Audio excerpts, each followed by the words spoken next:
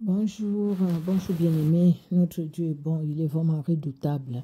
Nous rendons grâce à Dieu pour ce temps qu'il nous accorde afin que nous puissions ouvrir les Saintes Écritures et lire la parole divine. Nous allons prier. Nous te louons, notre Dieu, toi qui es Dieu au-dessus de tout, tu es Seigneur. Toi, en toi, il n'y a aucune nombre de variation. Tu es celui qui nous a aimés, qui nous aime et qui nous aimera toujours parce que ton amour est éternel, parce que tu es éternel. Ton amour est incommensurable, ton amour est réel. Seigneur, la Bible nous dit que tu as tellement tant aimé le monde que tu as donné ton Fils, afin que quiconque croit en lui ne périsse point, mais qu'il ait la vie éternelle. Alléluia. Quand Jean parle de toi, Jésus-Christ, il présente la parole qui s'est fait chair, la parole qui était dès le commencement, avant la fondation de toutes choses, la parole qui a parlé, la parole qui a agi et la parole qui agit encore aujourd'hui, la parole qui libère, c'est toi, Jésus-Christ. Merci. Merci encore pour nos cœurs, Seigneur Dieu de gloire, en contact avec toi par ta parole, Jésus-Christ. Merci pour le Saint-Esprit qui est là pour nous, éternel, le Saint-Esprit qui nous conduit, le Saint-Esprit qui nous parle, le Saint-Esprit qui nous aide à comprendre ta parole, à comprendre, Seigneur, qui tu es au travers de ta parole. Merci, Seigneur, pour ta miséricorde dans nos vies et dans chaque membre de nos familles. Bénis ces moments, que ce moment soit pour ta seule gloire, Jésus-Christ de Nazareth. Amen. Amen, amen, amen. Nous allons lire aujourd'hui, bien-aimés, 2 Chroniques chapitre 6, Habakkuk, le premier chapitre. Dans Nahum, c'était 3 chapitres. Nous avons fini maintenant, c'est Habakkuk, le premier chapitre. 1 Jean chapitre 5, les psaumes 125, Proverbe 29, de 9 à 11. Nous commençons par 2 Chroniques chapitre 6. Le second livre des Chroniques. Chapitre 6. Alors Salomon dit, « L'Éternel veut habiter dans l'obscurité, et moi j'ai bâti une maison qui sera ta demeure, un lieu où tu résideras éternellement. » Le roi tourna son visage et bénit toute l'assemblée d'Israël. Et toute l'assemblée d'Israël était debout. Et il dit, « Béni soit l'Éternel, le Dieu d'Israël, qui a parlé de sa bouche à David mon père, et qui accomplit par sa puissance ce qu'il avait déclaré, en disant, « Depuis le jour où j'ai fait sortir mon peuple du pays d'Égypte, je n'ai point choisi de ville parmi toutes les tribus d'Israël pour qu'il y fût bâti une maison où résida mon nom, et je n'ai point choisi d'homme pour qu'il fût chef de mon peuple d'Israël. Mais j'ai choisi Jérusalem pour que mon nom y résidât, et j'ai choisi David pour qu'il régnât sur mon peuple d'Israël. David, mon père, avait l'intention de bâtir une maison au nom de l'Éternel, le Dieu d'Israël. Et l'Éternel dit à David, mon père, « Puisque tu as eu l'intention de bâtir une maison à mon nom, tu as bien fait d'avoir eu cette intention. Seulement, ce ne sera pas toi qui bâtiras la maison, mais ce sera ton fils, sorti de tes entrailles, qui bâtira la maison à mon nom. L'Éternel a accompli la parole qu'il avait prononcée.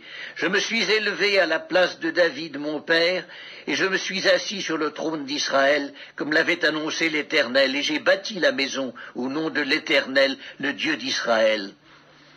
J'y ai placé l'arche où est l'alliance de l'Éternel, l'alliance qu'il a faite avec les enfants d'Israël. » Salomon se plaça devant l'autel de l'Éternel, en face de toute l'assemblée d'Israël, et il étendit ses mains. Car Salomon avait fait une tribune d'airain et l'avait mise au milieu du parvis. Elle était longue de 5 coudées, large de 5 coudées et haute de 3 coudées. Il s'y plaça, se mit à genoux en face de toute l'assemblée d'Israël, et étendit ses mains vers le ciel. Et il dit, « Ô Éternel, Dieu d'Israël, il n'y a point de Dieu semblable à toi dans les cieux et sur la terre. Tu gardes l'alliance et la miséricorde envers tes serviteurs qui marchent en ta présence de tout leur cœur. Ainsi tu as tenu parole à ton serviteur David, mon père, et ce que tu as déclaré de ta bouche, tu l'accomplis en ce jour par ta puissance. Maintenant, Éternel, Dieu d'Israël, observe la promesse que tu as faite à David, mon père, en disant « Tu ne manqueras jamais devant moi d'un successeur assis sur le trône d'Israël, pourvu que tes fils prennent garde à leur voie et qu'ils marchent dans ma loi comme tu as marché en ma présence. Qu'elle s'accomplisse donc, ô Éternel, Dieu d'Israël, la promesse que tu as faite à ton serviteur David. Mais quoi, Dieu habiterait-il véritablement avec l'homme sur la terre? Voici, les cieux et les cieux des cieux ne peuvent te contenir. Combien moins cette maison que j'ai bâtie. Toutefois, Éternel, mon Dieu, sois attentif à la prière de ton serviteur et à sa supplication. Écoute le cri et la prière que t'adresse ton serviteur. Que tes yeux soient jour et nuit ouverts sur cette maison, sur le lieu dont tu as dit que là serait ton nom. Écoute la prière que ton serviteur fait en ce lieu. Daigne exaucer les supplications de ton serviteur et de ton peuple d'Israël lorsqu'ils prieront en ce lieu. Exauce du lieu de ta demeure, des cieux, exauce et pardonne. Si quelqu'un pêche contre son prochain, et qu'on lui impose un serment pour le faire jurer, et s'il vient jurer devant ton autel, dans cette maison, écoute-le des cieux, agis et juge tes serviteurs, condamne le coupable et fais retomber sa conduite sur sa tête. Rends justice à l'innocent et traite-le selon son innocence. Quand ton peuple d'Israël sera battu par l'ennemi pour avoir péché contre toi, s'ils reviennent à toi et rendent gloire à ton nom, s'ils t'adressent des prières et des supplications dans cette maison, exauce-les des cieux, pardonne le péché de ton peuple d'Israël et ramène-les dans le pays que tu as donné à eux et à leurs pères. Quand le ciel sera fermé et qu'il n'y aura point de pluie à cause de leurs péchés contre toi, s'ils prient dans ce lieu et rendent gloire à ton nom, et s'ils se détournent de leurs péchés parce que tu les auras châtiés, exauce-les des cieux, pardonne le péché de tes serviteurs et de ton peuple d'Israël, à qui tu enseigneras la bonne voie dans laquelle ils doivent marcher, et fais venir la pluie sur la terre que tu as donnée pour héritage à ton peuple. Quand la famine, la peste, la rouille et la nielle, les sauterelles d'une espèce ou d'une autre, seront dans le pays, quand l'ennemi assiégera ton peuple dans son pays, dans ses portes, quand il y aura des fléaux ou des maladies quelconques, si un homme, si tout ton peuple d'Israël fait entendre des prières et des supplications, et que chacun reconnaisse sa plaie et sa douleur, et étende les mains vers cette maison, exauce-le des cieux, du lieu de ta demeure, et pardonne. Rends à chacun selon ses voies, toi qui connais le cœur de chacun, car seul tu connais le cœur des enfants des hommes, et ils te craindront pour marcher dans tes voies tout le temps qu'ils vivront dans le pays que tu as donné à nos pères.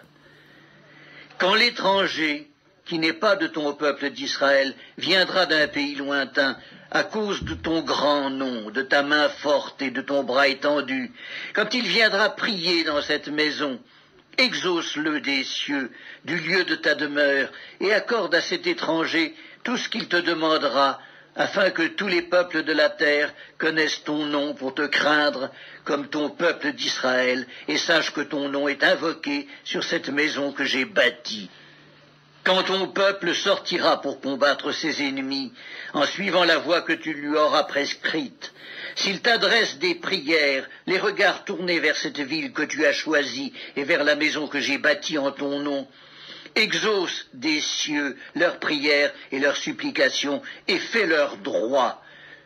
Quand ils pécheront contre toi, car il n'y a point d'homme qui ne pêche, quand tu seras irrité contre eux et que tu les livreras à l'ennemi, qui les emmènera captifs dans un pays lointain ou rapproché, s'ils rentrent en eux-mêmes dans le pays où ils seront captifs, s'ils reviennent à toi et t'adressent des supplications dans le pays de leur captivité, et qu'ils disent « Nous avons péché, nous avons commis des iniquités, nous avons fait le mal », s'ils reviennent à toi de tout leur cœur et de toute leur âme dans le pays de leur captivité où ils ont été emmenés captifs, s'ils t'adressent des prières, les regards tournés vers leur pays que tu as donné à leur père, vers la ville que tu as choisie et vers la maison que j'ai bâtie à ton nom, Exauce des cieux, du lieu de ta demeure, leurs prières et leurs supplications, et fais leur droit. Pardonne à ton peuple ses péchés contre toi. Maintenant, ô mon Dieu, que tes yeux soient ouverts et que tes oreilles soient attentives à la prière faite en ce lieu.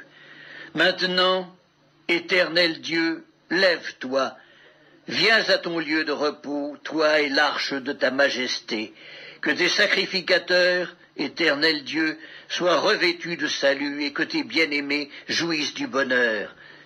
Éternel Dieu, ne repousse pas ton oint, souviens-toi des grâces accordées à David ton serviteur.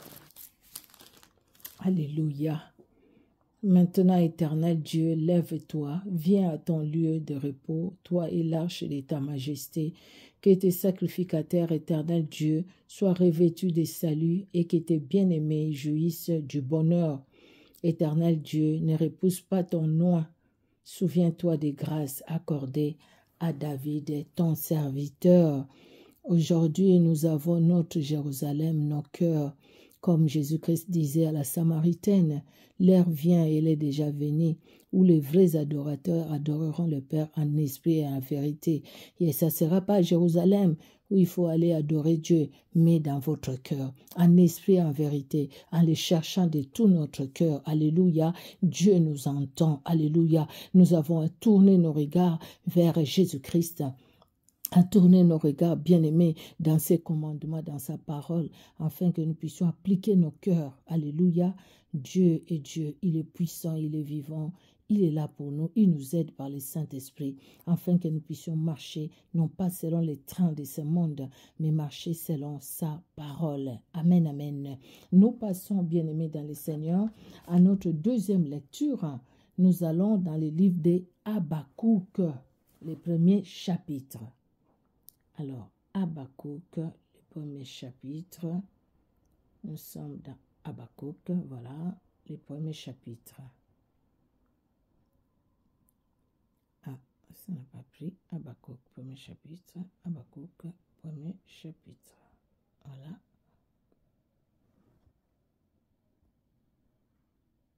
Habakkuk, chapitre 1. Oracle révélé à Habakkuk le prophète. Jusque à quand, ô Éternel? J'ai crié et tu n'écoutes pas. J'ai crié vers toi à la violence et tu ne secours pas. Pourquoi me fais-tu voir l'iniquité et contemples-tu l'injustice? Pourquoi l'oppression et la violence sont-elles devant moi? Il y a des querelles et la discorde s'élève. Aussi la loi n'a point de vie, la justice n'a point de force. Car le méchant triomphe du juste et l'on rend des jugements iniques. Jetez les yeux parmi les nations, regardez, et soyez saisis d'étonnement, d'épouvante, car je vais faire en vos jours une œuvre que vous ne croiriez pas si on la racontait. Voici, je vais susciter les Chaldéens, peuple furibond et impétueux qui traverse de vastes étendues de pays pour s'emparer de demeures qui ne sont pas à lui. Il est terrible et formidable. De lui seul viennent son droit et sa grandeur. Ses chevaux sont plus rapides que les léopards, plus agiles que les loups du soir, et ses cavaliers s'avancent avec orgueil. Ses cavaliers arrivent de loin, ils volent comme l'aigle qui fond sur sa proie. Tout ce peuple vient pour se livrer au pillage. Ses regards avides se portent en avant, et il assemble des prisonniers comme du sable. Il se moque des rois, et les princes font l'objet de ses railleries. Il se rit de toutes les forteresses, il amoncelle de la terre, et il les prend. Alors son ardeur redouble, il poursuit sa marche, et il se rend coupable. Sa force à lui, voilà son Dieu. N'es-tu pas de toute éternité, éternel, mon Dieu, mon Saint? Nous ne mourrons pas. Ô Éternel, tu as établi ce peuple pour exercer tes jugements. Ô mon rocher, tu l'as suscité pour infliger tes châtiments. Tes yeux sont trop purs pour voir le mal, et tu ne peux pas regarder l'iniquité. Pourquoi regarderais-tu les perfides et te tairais-tu? Quand le méchant dévore celui qui est plus juste que lui, Traiteras-tu l'homme comme les poissons de la mer, comme le reptile qui n'a point de maître? Il les a fait tous monter avec l'hameçon et les attire dans son filet. Il les assemble dans ses raies. Aussi est-il dans la joie et dans l'allégresse. C'est pourquoi il sacrifie à son filet. Il offre de l'encens à ses raies. Car par eux, sa portion est grasse et sa nourriture succulente. Videra-t-il pour cela son filet? Toujours égorgera-t-il sans pitié les nations? C'est la parole du Seigneur. N'es-tu pas de toute éternité, ô Éternel, mon Dieu, mon Saint? Nous ne mourrons pas, ô Éternel. Tu as établi ce peuple pour exercer tes jugements, ô mon rocher. Tu l'as suscité pour infliger tes châtiments. Notre Dieu est Dieu. Alléluia. Parole du Seigneur, nous disons Amen à la parole de Dieu, bien-aimé dans le Seigneur. Alléluia. Gloire au Seigneur. C'était pas un temps facile, l'époque d'Habakkuk, c'était pas facile. C'est vrai, les situations étaient compliquées tout autour, mais il a su compter sur le Seigneur et regarder au Seigneur et attendre le temps de l'Éternel. Alléluia. Nous retenons ça d'Habakkuk. Les temps n'étaient pas roses, c'était pas rose, il y avait des épines, mais les regards étaient tournés vers celui qui a tout entre ses mains. Amen, amen. Nous passons à la troisième lecture, j'allais dire, au troisième passage biblique, 1 Jean chapitre 5. Alors, 1 Jean chapitre 5, je cherche dans ma Bible déjà. 1 Jean, voilà, et le chapitre 5, c'est le dernier chapitre de 1 Jean. 1 Jean chapitre 5. Premier épître de Jean, chapitre 5. Quiconque croit que Jésus est le Christ est né de Dieu. Et quiconque aime celui qui l'a engendré aime aussi celui qui est né de lui. Nous connaissons que nous aimons les enfants de Dieu lorsque nous aimons Dieu, et que nous pratiquons ses commandements. Car l'amour de Dieu consiste à garder ses commandements, et ses commandements ne sont pas pénibles. Parce que tout ce qui est né de Dieu triomphe du monde. Et la victoire qui triomphe du monde, c'est notre foi. Qui est celui qui a triomphé du monde, sinon celui qui croit que Jésus est le Fils de Dieu? C'est lui, Jésus-Christ, qui est venu avec de l'eau et du sang, non avec l'eau seulement, mais avec l'eau et avec le sang. Et c'est l'Esprit qui rend témoignage, parce que l'Esprit est la vérité. Car il y en a trois qui rendent témoignage, l'Esprit, l'eau et le sang, et les trois sont d'accord. Si nous recevons le témoignage des hommes, le témoignage de Dieu est plus grand, car le témoignage de Dieu consiste en ce qu'il a rendu témoignage à son Fils. Celui qui croit au Fils de Dieu a ce témoignage en lui-même. Celui qui ne croit pas, Dieu le fait menteur, puisqu'il ne croit pas au témoignage que Dieu a rendu à son Fils. Et voici ce témoignage. C'est que Dieu nous a donné la vie éternelle, et que cette vie est dans son Fils. Celui qui a le Fils a la vie. Celui qui n'a pas le Fils de Dieu n'a pas la vie. Je vous ai écrit ces choses afin que vous sachiez que vous avez la vie éternelle, vous qui croyez au nom du Fils de Dieu. Nous avons auprès de lui cette assurance que si nous demandons quelque chose selon sa volonté, il nous écoute. Et si nous savons qu'il nous écoute, quelque chose que nous demandions, nous savons que nous possédons la chose que nous lui avons demandée. Si quelqu'un voit son frère commettre un péché qui ne mène point à la mort, qu'il prie, et Dieu donnera la vie à ce frère. Il la donnera à ceux qui commettent un péché qui ne mène point à la mort. Il y a un péché qui mène à la mort. Ce n'est pas pour ce péché-là que je dis de prier. Toute iniquité est un péché, et il y a tel péché qui ne mène pas à la mort. Nous savons que quiconque est né de Dieu ne pêche point, mais celui qui est né de Dieu se garde lui-même, et le malin ne le touche pas. Nous savons que nous sommes de Dieu, et que le monde entier est sous la puissance du malin. Nous savons aussi que le Fils de Dieu est venu, et qu'il nous a donné l'intelligence pour connaître le véritable. et nous sommes dans le véritable, en son Fils, Jésus-Christ. C'est lui qui est le Dieu véritable et la vie éternelle. Petits enfants, gardez-vous des idoles. Alléluia, alléluia. Gloire au Seigneur. Nous savons que quiconque est né de Dieu ne pêche point. Mais celui qui est né de Dieu s'égare de lui-même et le malin ne le touche pas. Nous avons notre part de responsabilité. C'est pourquoi la Bible nous demande la repentance, la sanctification, sans laquelle personne ne verra le Seigneur. C'est par la sanctification que nous nous gardons, parce que par la sanctification, nous n'ouvrons pas les portes à l'ennemi. Nous nous gardons. Et la Bible nous dit les malins ne les touchent pas. Je pense que j'avais déjà fait une émission, j'avais expliqué ça par la grâce de Dieu, mais si Dieu le permet, pourquoi pas une autre fois aussi expliquer.